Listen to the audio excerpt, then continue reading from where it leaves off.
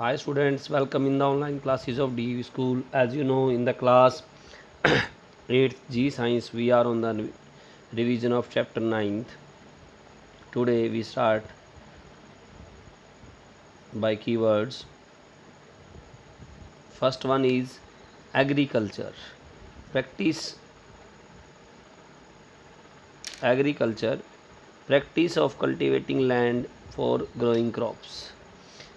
फसलों को उगाने के लिए जो कल्टीवेट किया जाता है लैंड को, उसको क्या कहा जाता है? एग्रीकल्चर.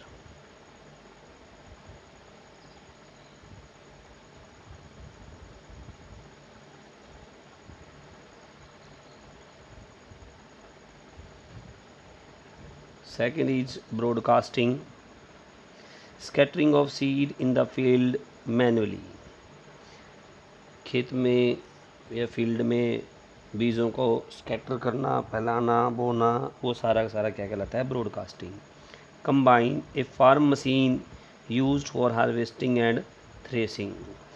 एक मशीन जो है वो यूज की जाती है हार्वेस्टिंग और थ्रेसिंग के लिए, उसको कंबाइन कहा जाता है. फसल को काटने के लिए और उसे निकालने के लिए कंबाइन कहेंगे. Crops, plants of same kind grown on a large scale for food, fiber and medicine etc. is called crops. crops मतलब फसलें. फसलें क्या होती हैं? एक ही तरह के पौधे एक बड़े स्केल पर भोजन के लिए, फाइबर के लिए या मेडिसिन के लिए बोना जो है फसल कहलाता है. Emasculation, removal of anther of flower to prevent undesired pollination. Anthers यानी परागकणों को निकालना फ्लावर के अंदर से, ज़्यादा पोलिनेशन ना हो, अनडिज़ायर्ड जो नहीं चाहते हम वो पोलिनेशन ना हो, इसलिए क्या है? इमेस्कुलेशन कहा जाता है. Fertiliser, chemical substance rich in nutrition added in the soil to have better plant growth. कुछ केमिकल्स होते हैं जो न्यूट्रिएंट्स होते हैं उनके अंदर, उनको सोइल में ऐड करना अच्छी पैदावार के लिए फर्टिलाइज़र्स कहा जाता है.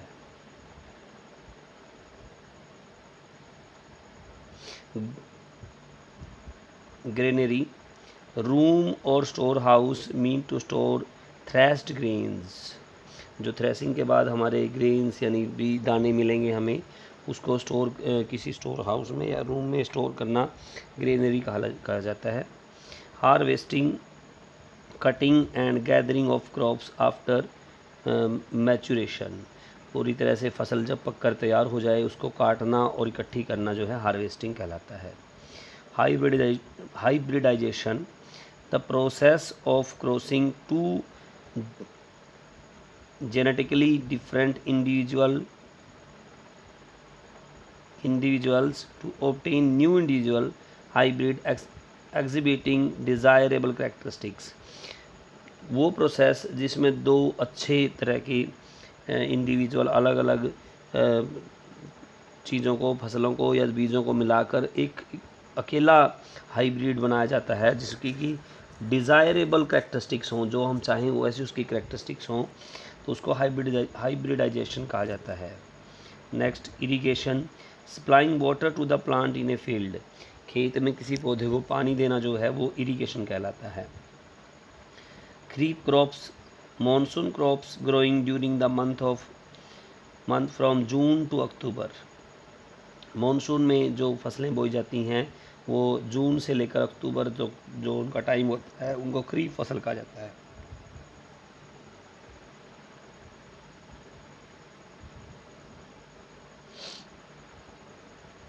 Manures, plants and animal waste use to supply nutrients to deficient soil.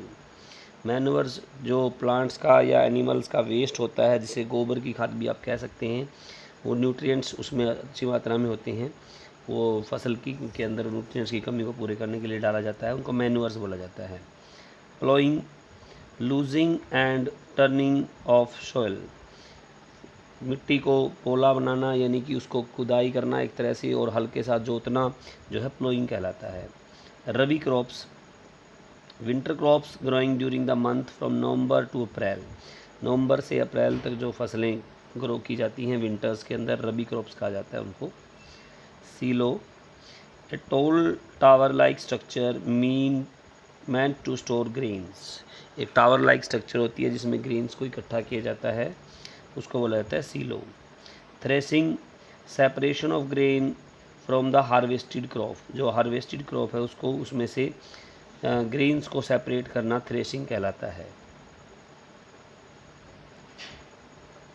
Next, weedicide, chemicals which kill weeds but do not harm crops.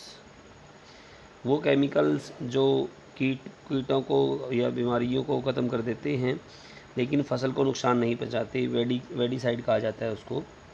Winnowing, separation of grain from the chaff, जो उसके अंदर unwanted पदार्थ होते हैं हमारी फसलों के अंदर, उनको अलग करना, सेपरेट करना ग्रेन्स को उनमें से, वो जो है विनोइंग कहलाता है।